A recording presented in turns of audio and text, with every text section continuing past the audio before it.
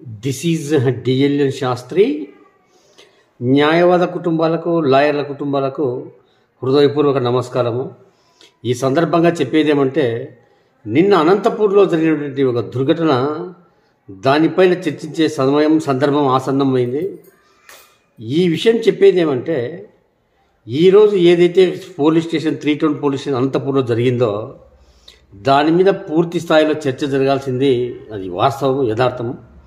ముఖ్యంగా ఇప్పుడు చేయాల్సిందేమంటే, దయచేసి న్యాయవాదులు మీరు మాకు సహకరించండి, మేము మీకు సహకరిస్తాము. ముఖ్యంగా చెప్పేది ఏమంటే, ఆ సిఐ చేసింది చట్ట వ్యతిరేకము. సుప్రీంకోర్టు గైడ్లైన్స్ చాలా స్పష్టంగా ఉన్నాయి. సివిల్ పంచాయతీలలో దూరకూడదని చెప్పి తీర్పులున్నాయి. పైగా డీజీపీ వారు చాలా స్పష్టంగా ఒక సర్క్యులర్ కూడా పాస్ చేయడం జరిగింది. వాటన్నిటినీ కాదని చెప్పి సంబంధిత సిఐ నిర్లక్ష్యంగా ప్రవర్తించడం అనేది చాలా తప్పు. కాబట్టి మనం ఒక కలెక్టర్ గారికి, జిల్లా జడ్జి గారికి, జిల్లా ఎస్పీకి ఒక మెమరాండం ఇద్దాము.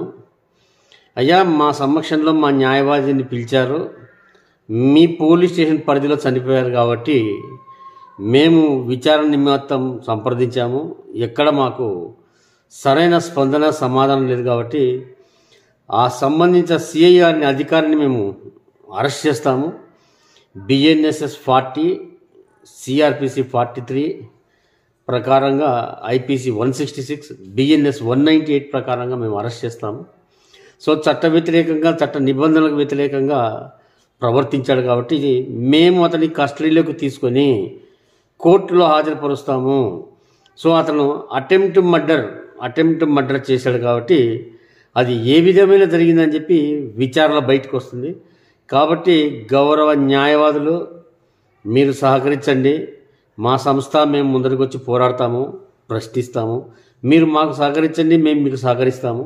ముఖ్యంగా సుప్రీంకోర్టు ఇచ్చిన తీర్పులను కూడా మ్యాజిస్ట్రేట్లు నిర్లక్ష్యంగా ప్రవర్తిస్తున్నారు.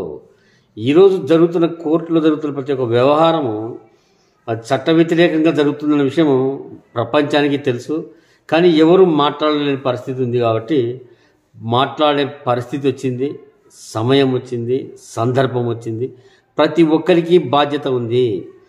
న్యాయవాదులు అనేవాళ్ళు సమాజంలో పోలీసు వ్యవస్థకి ఎంత ఉన్నతమైన గౌరవం ఉందో, న్యాయవాదులకు అన్నే హక్కులు, అంతే గౌరవం ఉంది. పోలీసులకు రాజ్యాంగం ఏం హక్కు ఇచ్చిందో న్యాయవాది కూడా అదే హక్కు ఇచ్చింది.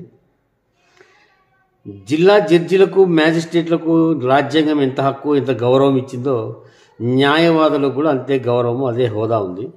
ఒక చిన్న ఎగ్జాంపుల్ చెప్తాను. న్యాయవాదికి అనేది హద్దులు లేవు. పోలీసులు ఒక స్టేషన్ పరిధి, తన స్టేషన్ పరిధి దాటి ప్రవర్తించకూడదు, ఇంకెక్కడికి పోకూడదు. కానీ న్యాయవాది ఎక్కడికైనా పోవచ్చు కదా.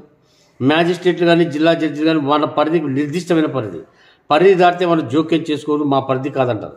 కానీ న్యాయవాదికి ఆ పరిధి లేదు, ఎక్కడికైనా పోవచ్చు. న్యాయవాది, లాయర్లు ఉండేదే న్యాయాన్ని బ్రతికించడానికి, మానవ హక్కులు బ్రతికించడానికి, సమాజ గౌరవాన్ని బ్రతికించడానికి. ముఖ్యంగా protection of life in civil establishment is the police అని చాలా స్పష్టంగా ఉన్నప్పుడు, పోలీసులు చట్టాన్ని మన చేతిలోకి తీసుకొని ఇష్టానుసారంగా ప్రవర్తించడం అనేది అది చాలా దుర్భరమైన పరిస్థితి.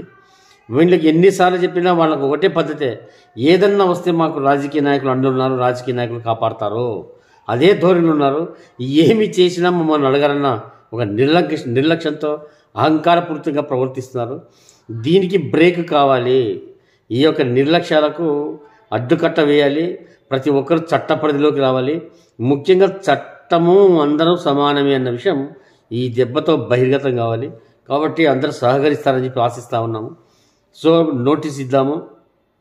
ఆ సిఐ ఎక్కడున్నా కూడా అందరం కలిసి వెతికి పట్టుకొని చట్ట ప్రకారంగా, చట్ట నిబంధనల ప్రకారంగా జడ్జి ముందర హాజరుపరుద్దాము. జడ్జి గారు ఎఫ్ఐఆర్ కట్టిస్తారో, లేదు మేము తీసుకోమోతని అంటారో చూద్దాము. ఈ దెబ్బతో జడ్జీలు, పోలీసులు కలిసేటువంటి వ్యవహారం కూడా బహిర్గతం అవుతుంది. సో అందరూ సహకరిస్తారని చెప్పి ఆశిస్తూ ఉన్నాము. న్యాయవాద కుటుంబాలకు, లాయర్ కుటుంబాలకు విజ్ఞప్తి. నమస్తే.